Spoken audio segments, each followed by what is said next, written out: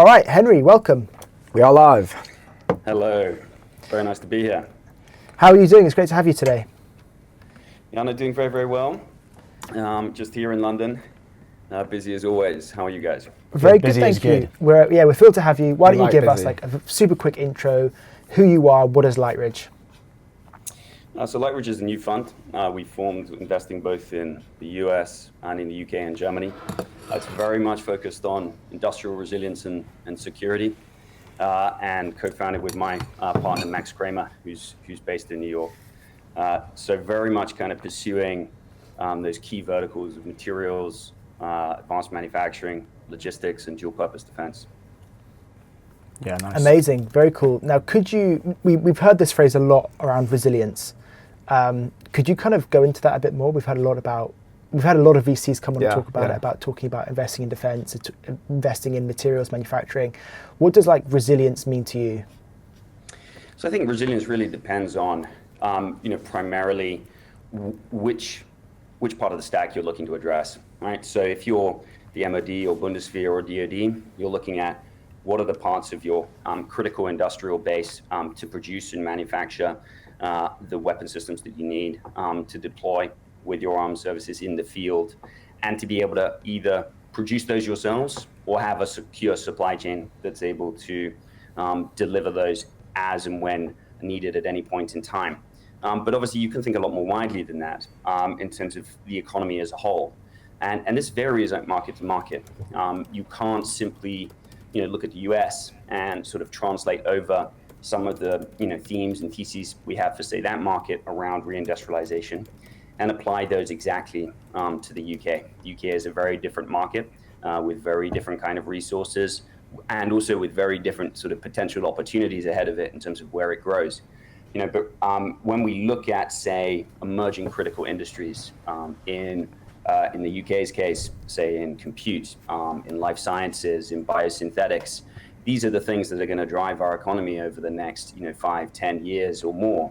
And so resilience also means that you have in place the kind of the materials, the talent, the capital, everything that you need to really accelerate growth in those spaces. So as I say, it very much depends on whether you're looking at this from a national security and sovereignty standpoint, or whether you're looking at this, say, from an economic and wealth creation one, and it can mean slightly different things in both cases. And how are you thinking about investing in these companies in these space? I guess like what is your thesis, and kind of what kind of opportunities or founders are you looking to back? Well, I mean, to kind of go big picture for a second, we like to look at the kind of long historical arc, what's happened before, where we're going to go in the future, and try to determine kind of timing and critical need today. So we're very much of the mind that these periods of historical anomaly, like Pax Romana, Pax Britannica, and now more recently the age we've all lived through of Pax Americana, is coming to an end. And this means we're now entering into a much more multipolar world and a far more adversarial one. And the signals for that are all over the place, right? We're seeing increasingly the breakdown of the post-Bretton Woods era institutions, rules-based systems, trades and tariffs, capital controls and onshoring, Chinese strategic military and industrial build-up, US decoupling from Europe to try and put more resources into the Pacific. So the signals are all there. And in fact, you could argue that this has been the case for a lot longer than maybe people assume, but largely our adversaries were happy to allow us to live under the illusion that that period of Pax Americana in that unipolar world was still continuing. So what does this mean for sort of Europe and what we need to sort of do going forward, and what are the opportunities it creates? Well, really, it's a return to a historical norm, right? So as I say, a period like Pax Americana is the anomaly, not the rule. And in these sort of periods, there may be increasingly sort of a breakdown into traditional sort of alliances, trading blocks, more conflict, a greater need for defense, a greater need for the sort of strong guards of hard power, technology, of economic resilience, and of military capability. But this also creates massive opportunities, for growth if you have the sort of ability to face that reality. And it's that opportunity that we're, really looking to pursue and attack. So we, as I say, though, to focus in on Europe rather than the US, which is obviously the main topic for this podcast, we look at what is the kind of existing IP and talent base that we have here that can be unlocked to start to sort of fulfill some of those missions. If we take the UK has a massively underinvested in sort of high precision engineering and machining talent base, right? So we look at opportunities, say, in like advanced manufacturing, and the role of AI and robotics can take in creating, say, like nano distributed factories to supply into sectors like aerospace and automotive and the sort of burgeoning space and satellite sectors. And how do you build that in an environment which is often a little more of a desert than it is an oasis? You've got the talent, but you have more regulatory controls. You have high energy prices. So how can you optimize by using these technologies and investing in those technologies? In the case of the sort of European market, where we're mostly focused on Germany, we might look at, say, the advances in quantum and the role that plays in cryptography and cyber, and how that can be deployed into both private and sort of defense sectors. But I think throughout all of that, the sort of the common thread that we have is that the fundamental shift that's changing all of our lives, that everybody on this in this discussion today and listening to this podcast is aware of, is the impact AI is going to have. A fundamental and profound shift in technology. But most of our focus and attention has been on the software layer, has been of the role of LLMs, the other kind of advances in AI software that are getting us towards AGI. And we focus much more on what is the impact that's going to have on the physical world, right? How do those bits start to interact with atoms? And what we're seeing effectively is an entirely new industrial revolution, where a lot of the things that we've lived with throughout the 21st century are going to be radically changed and rethought as you start to see AI fuse into atoms and into our infrastructure and into our physical and real environment. Yeah, I mean, there's a lot to unpack there, but it feels like we are approaching this very different world than we were in 5 or 10 years ago, and especially 20 or 30 years ago. This is your second fund. How is what's happened in the last 5 or 10 years, how has this shift in global politics and global dynamics changed the way that you have, I guess, like structured your thesis and the opportunities that you're looking at? Is that the same as Amplify, or how have you changed your view as the world around you has changed? I mean, it's a very good question. I'm a little bit of a nerd. I like to go down rabbit holes, right? So I like to go very deep. I find being a generalist very unsatisfactory. So for one reason or another, what I was always drawn to was operating systems. So whether you're looking at politics, or whether you're looking at supply chains, or whether you're looking at any other sort of system, unpacking what are the inputs, right? What are the nodes? How does it function? Where does it break down? And where does it operate, well? And in 2018, 2019, so 2019 was when Amplify's first fund started being deployed. I'd been, from a number of years, even before that, very drawn into the supply chain. At that point, very focused on the logistics and manufacturing part of that. So the role nascent kind of reinforcement learning techniques was having on industrial cobots and warehousing automation systems, the role of digitalization and automation in the sort of software layer for invoicing and reverse factoring and freight forwarding and managing logistics and transport systems. I think the big tipping point was, there it went from an opportunity to leverage emerging technology to transform an old industry to a sort of post-COVID period where it became very clear very quickly the sort of these asymmetrical threats that were beginning to disrupt and break down our supply chains, and the ways in which that was also creating not only a necessity for new technologies to solve those problems, but also an opportunity, to sort of drive returns. But COVID was just sort of start, because obviously you'd had Crimea already, but then Ukraine emerges. we see increased ratcheting in sort of America-Chinese sort of conflict and geopolitical positioning. We see obviously the move in 2004 by the Trump administration into effectively reflecting that reality back towards Europe and the kind of shock that brought and change that brought. But the signals were coming through all the way in sort of 21, 22, 23. And the biggest indicator to me that what we were doing in areas of logistics and manufacturing, and at that point increasingly in the material space, suddenly had a significant national security and defense component, was really around 2000 and end of 2022, beginning 23, where increasingly we started to get called into meetings inside MOD, inside Bundeswehr, inside DoD, etc., where they were reaching out to the private sector, to venture capital investors, to founders and technology builders, to say, these are some of the problems that we face, and we're just starting to grapple with how do we begin to solve them. And all of this gets supercharged, of course, with the CHIPS Act and with efforts under the Biden administration to resolve the huge stranglehold that China had over certain areas of critical minerals and REEs. And this is a transition and a battle that's going on today. But that was, I think, the point at which it became clear that there was also a sort of overarching national security and defense angle that was going to fall into the thesis. And I just wanted to ask quickly, on that point about government policy, CHIPS Act, there is, I want to get your view on what role do you think the government, and specifically European governments, should play in helping to plug that gap around strategic minerals, but also helping to re-industrialize countries like the UK and Germany.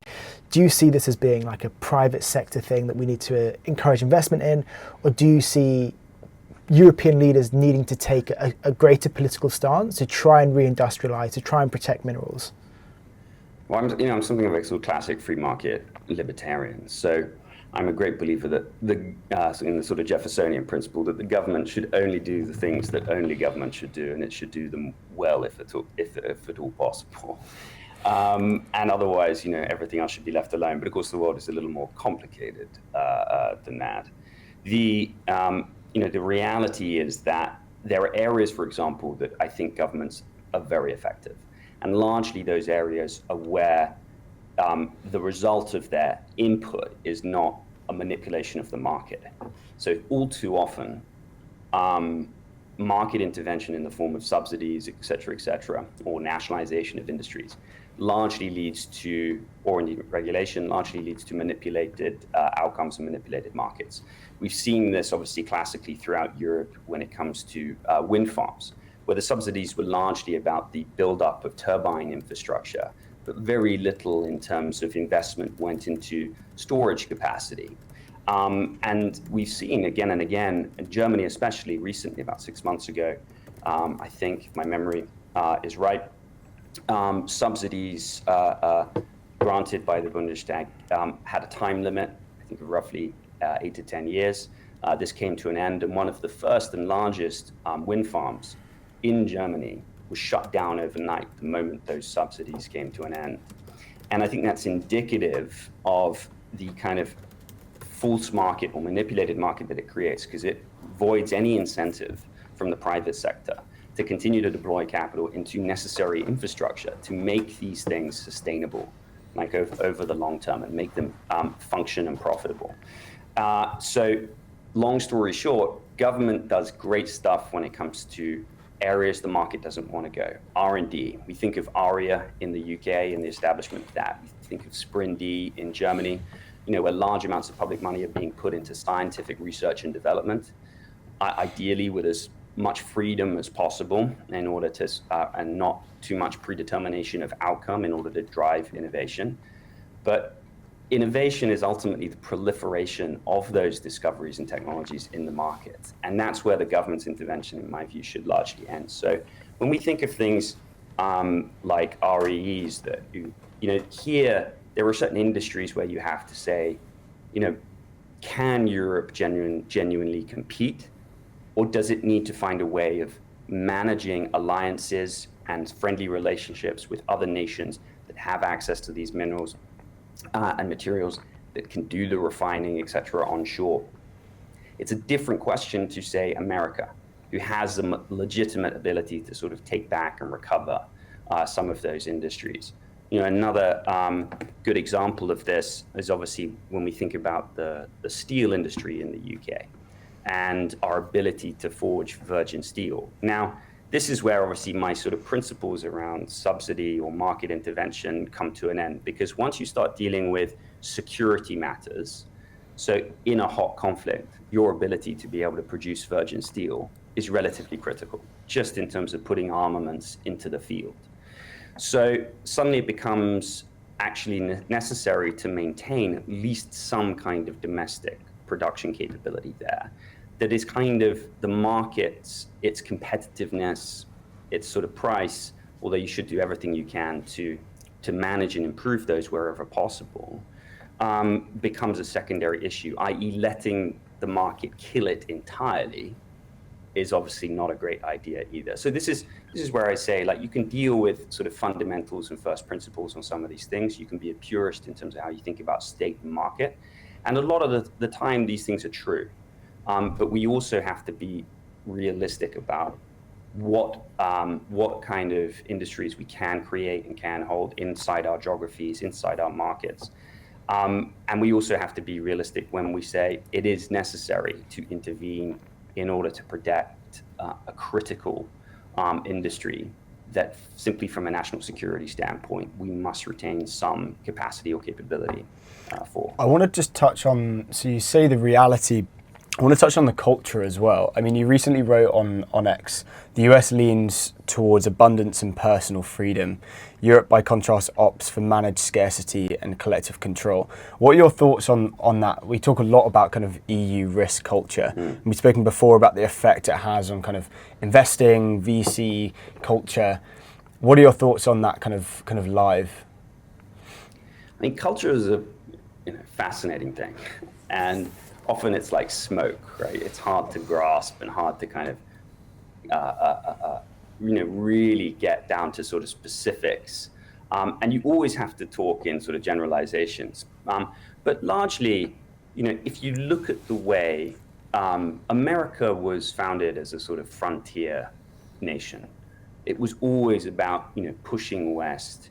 And it was also always about, because it was existing on the frontier, it bred this sort of extraordinary sense of self-reliance, because the government wasn't able to follow you as you went out into that land and towards the Pacific. Europe, on the other hand, has largely, its experience of the 21st century and its culture has largely been about trying to protect its position rather than grow it. It's largely been about trying to manage risk. You can see this in our rules around everything from vaccines, which obviously most recently was obviously a huge issue around COVID, how these were tested and rolled out, how they were approved, the time it took to do that, et cetera, et cetera. You can see it in how capital is deployed into the financial markets. The speed and scale with which European funds will deploy capital, but also the speed with which they will seek to end a company if they feel that it's not able to achieve its sort of outcomes. And in Europe, you tend to see much longer death cycles where these companies get sort of managed down rather than a quick sort of determining decision on, is this or isn't this going to create the outcome it's desired, and should we continue to invest as a result? But I think the European venture capital scene is still capable of backing extraordinary companies and acting with extraordinary vision and deploying capital to match that. Unfortunately, the venture capital ecosystem and the startup and founder ecosystem in Europe is not always necessarily reflective of the sort of larger society in which it operates. And you can see that in the sort of the normal status quo of politics and how we regulate our markets in comparison to the US. So I think, one has to be careful to disparage Europe to the point where you're saying there are no risk takers. There are no people trying to build moonshots, and we lack that kind of vision and capacity. That talent is all there, but the environment all too often is not a kind of focused on the builder and is not builder friendly. And I think that comes back to largely the sort of cultural differences or underlying cultural differences in both markets, US in comparison to Europe.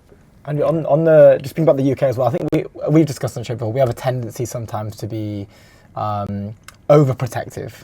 The EUI Inc. Act, the AI Act was maybe a sign of that as well, where maybe it's like, let's just assess what we're doing, let's stop, let's continue to move quick, but let's not sort of overlay these layers of safety on too much. And it's kind of reminding me of what happened recently with the Online Safety Act. And you put some thoughts out about this as well.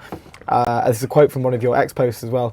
"This is not a game, this is a paradigm shift in surveillance." And we saw that people weren't happy about this. There was a Proton VPN saw a surge of 1,400% in UK-based accounts signed up just hours after this news. And it feels very restrictive, you know. I was wondering what your thoughts on this are just generally, and how this is sort of playing into the whole culture narrative. Absolutely. I mean, we see again and again and again in our societies.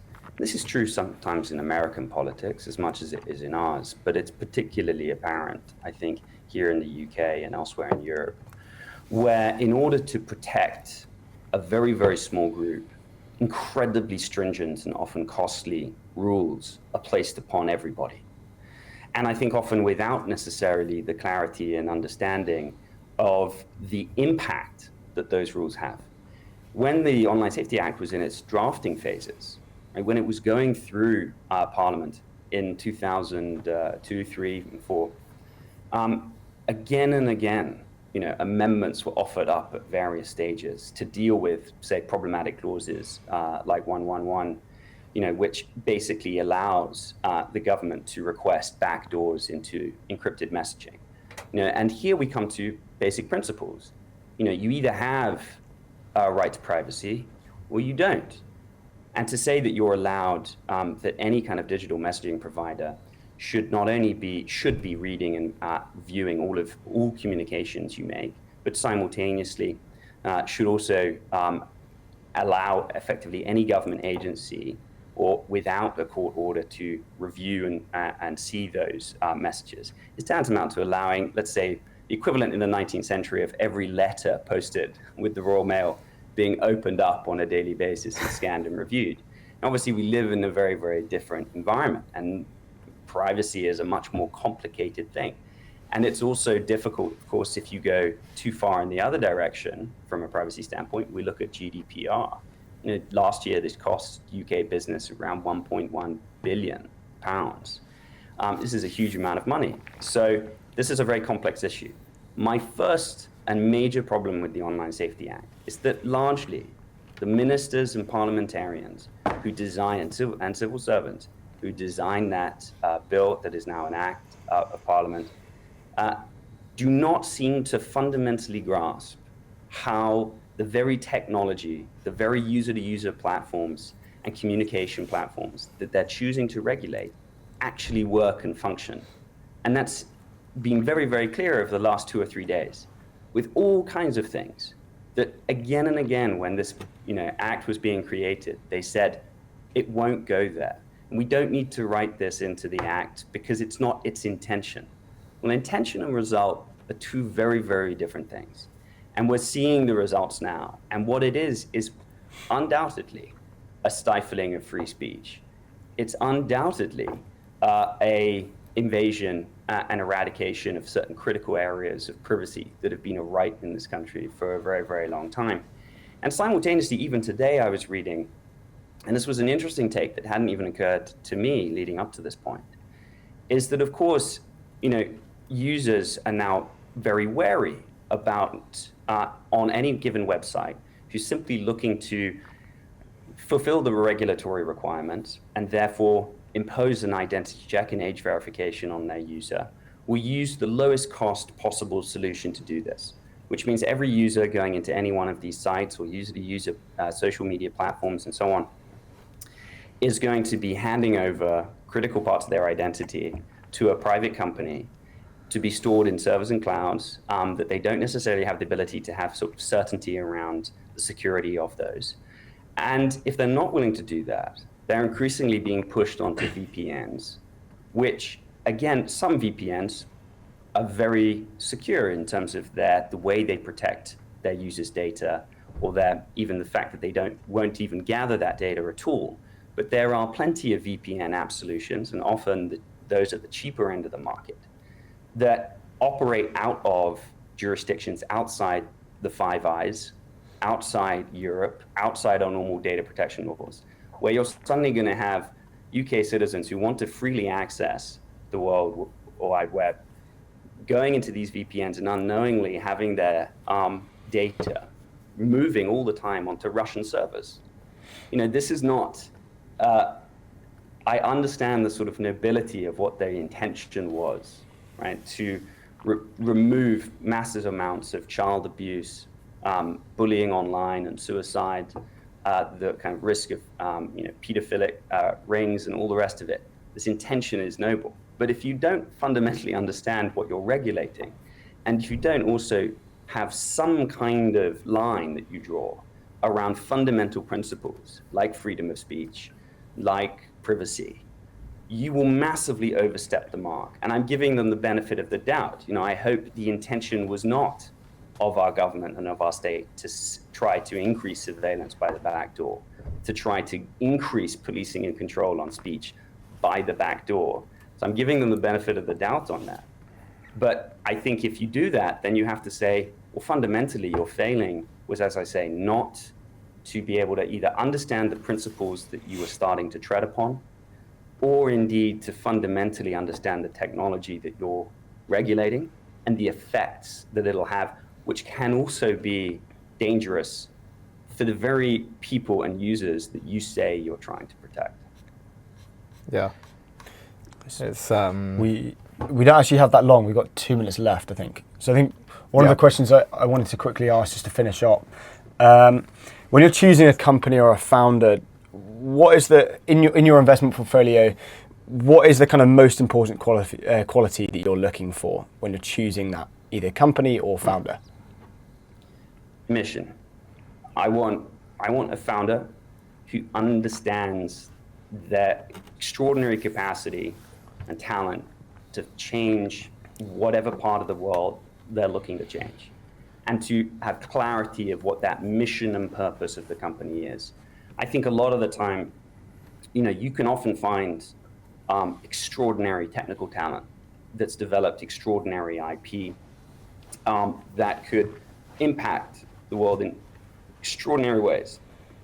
But unless it has that mission attached and the sort of drive and singular vision of a founder to go and attack that, it will often fail to reach the kind of scale that it should, not only to deliver returns for its investors and to create wealth and opportunity for all its employees and its teams, but also fundamentally to disrupt and change the very thing that it hopes to. Amazing. I think that's probably all we've got time for today. Yes. It's been great to have you. We're super excited, and as your firm starts to make investments, feel free to keep us in the loop. We'd love to cover some of the stories, cover some of the funding rounds, and we look forward to seeing the type of companies that you are backing because of their mission, and hoping to make Europe and the West more resilient. So thank you very much for your time. We've loved having you. Cheers, Henry. Thanks, Henry.